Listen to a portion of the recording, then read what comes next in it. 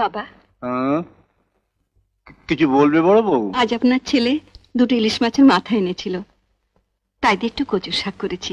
আপনার জন্য বাটিতে কিছুটা তুলে এনেছি, খেয়ে নিন। এভাবে আবার আনলে কেন? ভাতের সঙ্গে খেতাম। তখন তো সবার মধ্যে আপনাকে বেশি দিতে পারি না, অথচ আমি জানি আপনি কচু শাক খেতে কত ভালোবাসেন।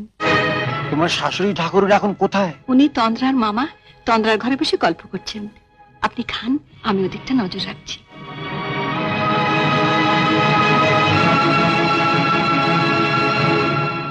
আপনি খান বাবা।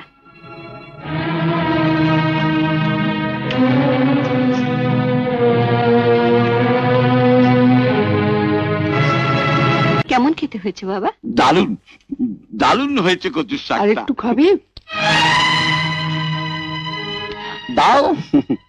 বুঝলেন যাও, আমার আবার দয়া শরীর, কারো মনে দুঃখ দিতে পারি না। বড় বউ এত কষ্ট করে রান্না করেছে, খাবো না বললেও দুঃখ পাবে না। কি পটেশ্বরীর মতন হাঁ করে দাঁড়িয়ে দেখছো কি? আর একটু কচুর শাক দাও। আর তো নেই মা। নেই মানে? তা এতগুলো কচুর শাক গেল কোথায়? কচুর শাক হয়েছে শুনে লতু এক বাটি নিয়ে গেছে। কিন্তু তবু তো থাকার কথা। ঠিক আছে, তোমার তো খাওয়া হয়নি, তোমারটাই না হয় একে দিয়ে দাও। আমার ভাই যখন মুখ ফুটে চেয়েছে। আমার জন্য রাখিনি মা, রাখলে বলতে হতো না, দিয়ে দিতাম। ইস, আমি খেয়ে ফেললাম, নইলে তো আমারটাই দিয়ে দিতে পারতাম।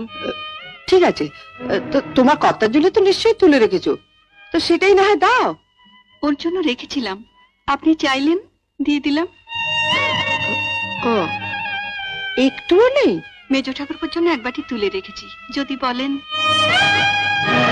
না না না না, ওর থেকে দেবে কেন? ও বেচারি কচু শাক খেতে এত ভালোবাসে। নেতাই নেতাই, তোকে বরং আমি আরেকদিন কচু শাক করে খাওয়াবো। ঠিক আছে ঠিক আছে।